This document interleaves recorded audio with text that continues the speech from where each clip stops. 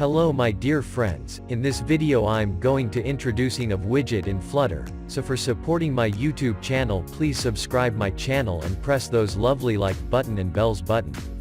To build any application in Flutter, we start with widgets. But what is widget? Each element on a screen of the Flutter app is a widget. Actually, you should know that everything in the Flutter is a widget.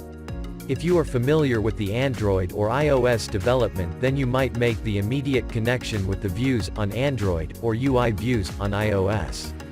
But widget is not just a piece of UI.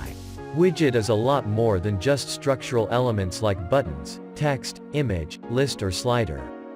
A widget might display something, it might help define design, it might help with layout, it may handle user interaction, etc. Flutter has a rich set of inbuilt widgets like text, buttons, slider, lists, layouts, gesture detector, animations, etc. But apart from built-in widgets, you can create your own widgets according to your needs. And you can publish your widget to other people's. Totally Flutter divides widgets into two categories, stateless widgets and stateful widgets.